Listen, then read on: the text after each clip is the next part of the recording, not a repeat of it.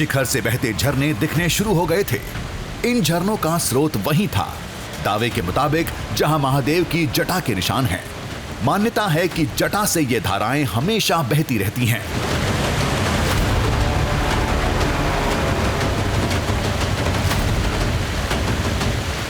इन्हीं जल धाराओं में रास्ता बनाते हुए आगे जाना था।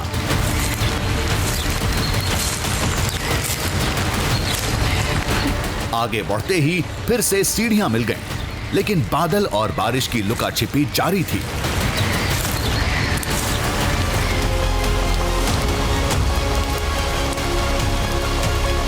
ब्रह्मगिरी पर्वत से जुड़ी मान्यता कहती है महादेव के साथ यहां ब्रह्मा और विष्णु भी प्रकट हुए थे।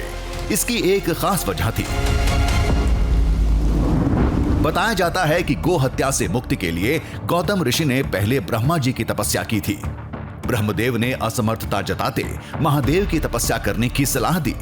बाद में महादेव ने जलधारा निकालने के लिए जब अपनी जटा पटकी थी, कहते हैं उस समय गंगा के दक्षिण भाग का बहुत तेज प्रवाह निकला था, जिसे नियंत्रित करने विष्णु जी प्रकट हुए। पैर के अंगूठे से जलधारा को शांत किया था।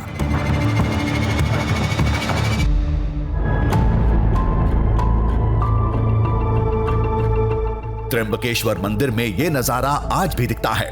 भगवान विष्णु की प्रतिमा से धारा बहते हमने भी देखा था। इस दृश्य को उसी कथा का साक्ष्य बताया जाता है।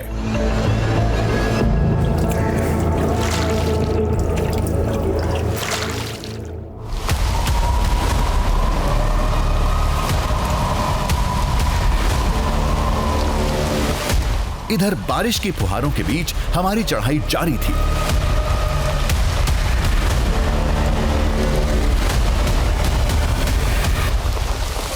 लगातार जो पानी बरस रहा है, आप देखिए कि सीढ़ियों पे ऐसा लगता है कि एक झरना बह रहा हो, और यही वजह है कि इस पर चढ़ पाना बहुत थकाऊ भी है और बहुत मुश्किल भी।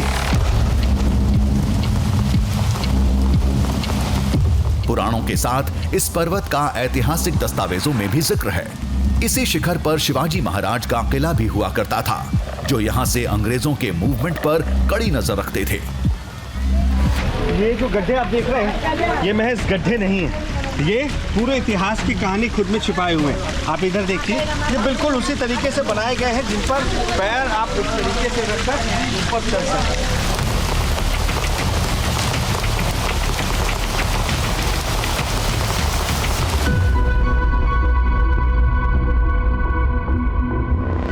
ये सच है कि बारिश में पर्वत की खूबसूरती बढ़ जाती है, लेकिन एक हकीकत यह भी है कि इन खूबसूरत नजारों के साथ शिखर का रास्ता खतरनाक भी हो जाता है।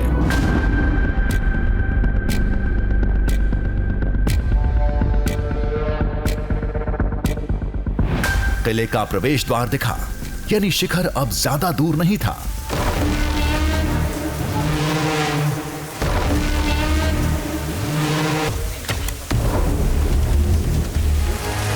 अब मैं जहां पहुंच चुका हूं, यह बिल्कुल एक प्रवेश द्वार की तरह नजर आ रहा है, जैसे आप किसी किले के भीतर दाखिल हो रहे हैं, और इसके अंदर जाने के बाद ही शायद हमें वो तमाम साक्ष्य देखने को मिलेंगे, वो तमाम दृश्य देखने को मिलेंगे जो इस सफर के शुरुआत में हमें लोगों ने बताए थे।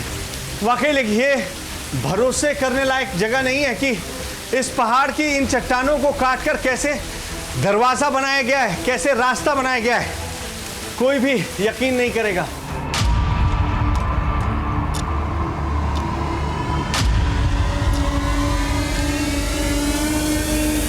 चोटी से पहले एक अहम पड़ाव आने वाला था, और वो जगह ये थी।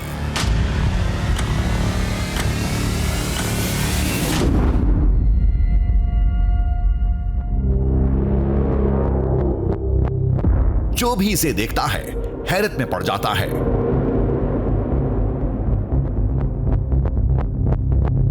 यह गुफा ब्रह्मगिरी पर्वत का ही हिस्सा है, और इस गुफा के एक कोने में 108 प्राकृतिक शिवलिंग हैं, पूरे 108।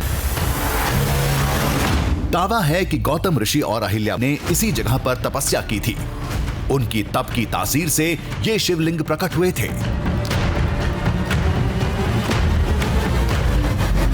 अगर आप बीच में देखेंगे तो मध्य में मूल शिवलिंग स्थापित है और उसके आजू बाजू दूसरे शिवलिंग नजर आते हैं। ये वही शिवलिंग है जिनकी तपस्या के बाद, पूजा करने के बाद जब गौतम ऋषि ने यहाँ हवन कुंड में हवन किया, तब भगवान शिव साक्षात प्रकट हुए। और वो कहाँ? ऊपर, यानी ब्रह्मगिरी पर्वत पर।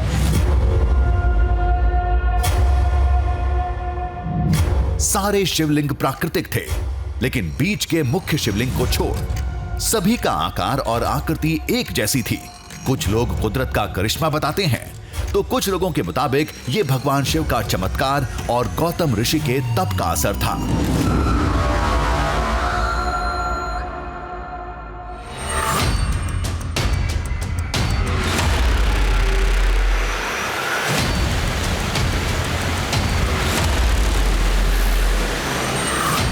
अगला पड़ाव पर्वत का शिखर था और यही आखिरी रास्ता सबसे कठिन था।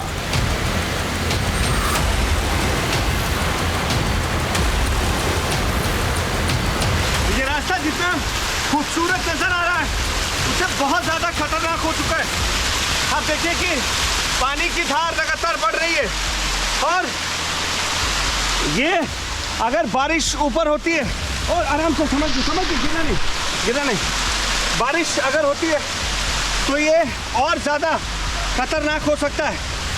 जो ऊपर हमें पहुंचना है, आप समझिए ऊपर जहाँ से झरना आ रहा है, हमें उसकी ऊंचाई पर पहुंचना है और वहाँ पहुंचने के लिए न जाने ऐसे कितने खतरनाक रास्तों से हमें होकर जाना होगा, या हो सकता है कि हमें बीच में रास्ता भी बदलना पड़े।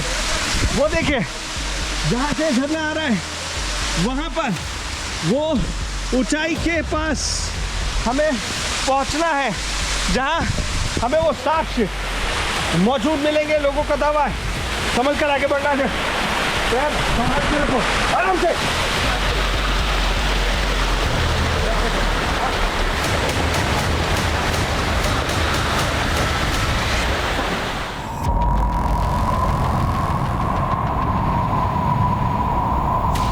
मार्ग कहीं कच्चा था, कहीं पक्का, कहीं सीढ़ी थी तो कहीं रपटीली चट्टानें। सबको पीछे कर हम शिखर पर पहुंचने में कामयाब रहे।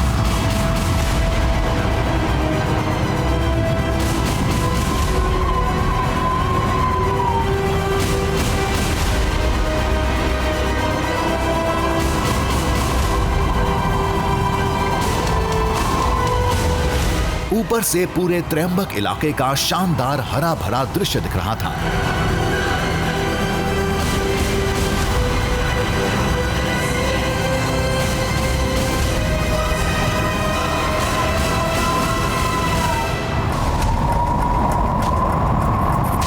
लेकिन तेज हवाओं ने पांव उखाड़ दिए थे। खुद को संभालना मुश्किल हो रहा था।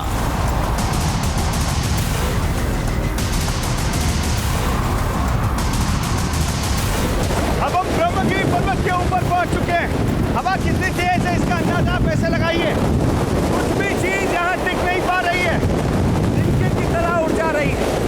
ये वही स्थान है जहाँ ब्रह्मा विष्णु महेश यानी त्रिदेव प्रकट हुए, जिसकी वजह से इस स्थान को, जो इसकी तलहटी पर मौजूद है, उसे त्रयंबकेश्वर नाम मिला। और ये वही स्थान है जहाँ कुछ ही दूरी पर गोदावरी का जन्म हुआ, उद्गम हुआ, जहाँ शिव ने अपनी जटाएं पटकी, जिसके निशान आज भी मौजूद हैं। हम वहाँ जाएंगे